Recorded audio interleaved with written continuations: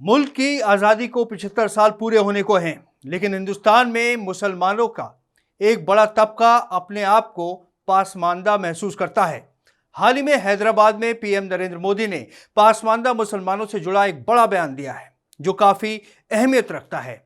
अब इस तबके के लीडर खड़े हो गए हैं और वो चाहते हैं कि उन्हें भी हिंदुस्तान की तरक्की में बराबरी का दर्जा मिले। आदाब, मैं हूं आतिर खान।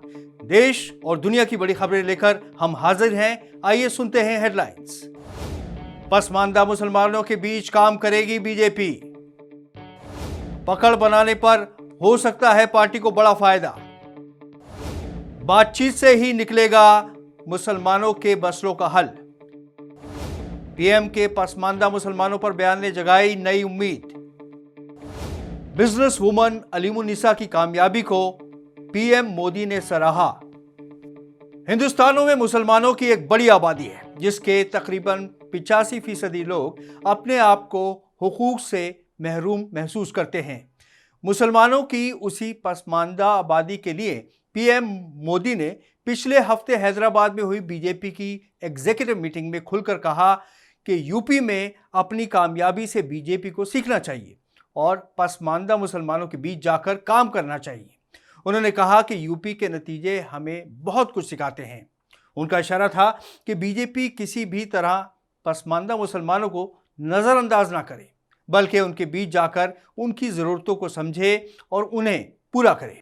इस बारे में बीजेपी के मुकामी लीडरों ने यूपी की आजमगढ़ और रामपुर सीटों पर पार्टी की कामयाबी का जिक्र किया, क्योंकि ये सीटें काफ़ी अरसे से समाजवादी पार्टी के कब्जे में थीं।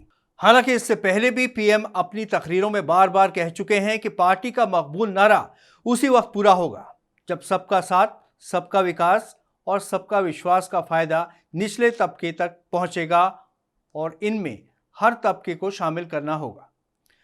मशवरा देते हुए पीएम मोदी ने कहा कि बीजेपी के लोगों को तरक्की का पैगाम आवाम तक पहुंचाना चाहिए। हिंदुस्तान में मुसलमान अशराफ, अजलाफ और अर्जाल में बटे हुए हैं। अक्सर पासमानदा तबके के मुसलमान ऊंचे तबके के मुसलमानों पर इल्ज़ाम लगाते रहे हैं कि वो उनके साथ अच्छा बर्ताव नहीं करते, उनके साथ बदसलूकी और ख़राब ज़ुबान का इस्तेमाल करते हैं। इस सिलसिले में पहले पासमानदा आंदोलन के बानी आसिम बिहारी की एक तकरीर बहुत अहम है, जिसका जिक्र इस तरह है कि आसिम बिहारी 1 मार्च 1927 को प्रयागराज के दौरे पर गए थे।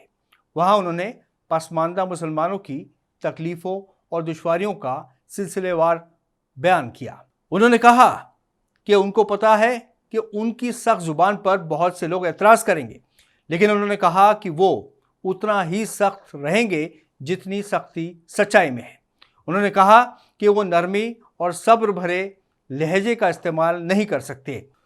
उनका सख्त लहजा और साफगोई पासमानदा मुसलमानों के सीने में उतर गई और उनके एजाज़ में उन्हें फ़ख्र कौम जैसे अल्फाजों से लोगों ने नवाजा। उनकी शान में एक गीत भी पढ़ा गया। हालांकि एक दलील ये भी दी जाती है कि सारे अशराफ बुरे नहीं होते हैं, सबको एक ही कैटेगरी में नहीं रखा जा सकता है। सन 2014 में बीजेपी में मुसलमानों का वोट शेयर बढ़ा था।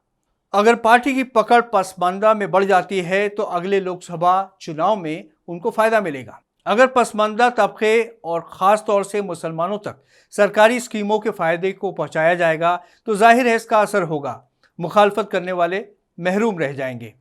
बहरहाल सर्वे ये भी बताते हैं कि गाँव और छोटे कस्बों में रहने वाले 60% मुसलमान अपनी रोज़मर्रा की ज़िंदगी में अपने मजहबी रहनुमाओं की नहीं सुनते हैं। वो पहले अपनी रोज़ी रोटी को देखते हैं और फिर अपने बारे में फ़ैसला खुद करते हैं। मुसलमानों के मामले को दरकिनारे रखकर चैन और अमन संभव नहीं है। उनके साथ डायलॉग से ही होगी मुश्किल हल। पीएम नरेंद्र मोदी के हामी रहे एक बड़े इंडस्ट्रियलिस्ट ज़फ़र सरेशवाला को मौलाना आज़ाद नेशनल उर्दू यूनिवर्सिटी का चांसलर बनाया गया। मौलाना उमर इलियासी की लीडरशिप में 30 लोगों के एक डेलीगेशन ने पीएम मोदी से मुसलमानों के मसले पर बात की थी। उनकी बातें सुनकर पीएम मोदी ने कहा था कि वो आधी रात को भी उनकी खिदमत में हाजिर रहेंगे।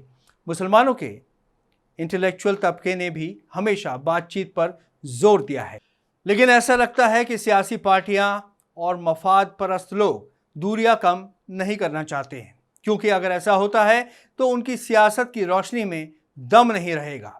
मुसलमानों की एक बड़ी तंजीम जमात इस्लामी हिंद भी डायलॉग शुरू करने के हक में ही है। खुसरो फाउंडेशन के चेयरमैन प्रोफेसर अख्तुल वासे ने पिछले दिनों मुल्क में बिगड़ते हालात पर पीएम मोदी से अपना नज़रिया रखने की अपील की थी, लेकिन सभी पार्टियों में कुछ तशद्दुद पसंद लीडरान मौजूद हैं जो कि लोगों को पास नहीं आने देते।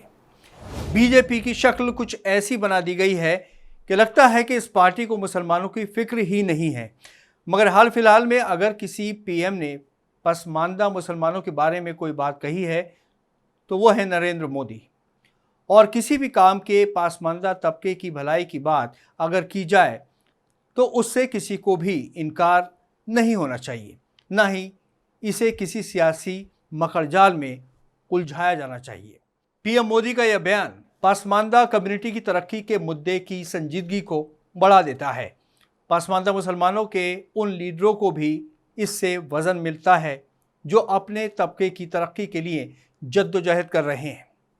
जाहिर है कि मुल्क की एक बड़ी आबादी को बराबरी दिलाना न सिर्फ मुस्लिम कम्युनिटी बल्कि पूरे मुल्क के लिए अच्छा होगा।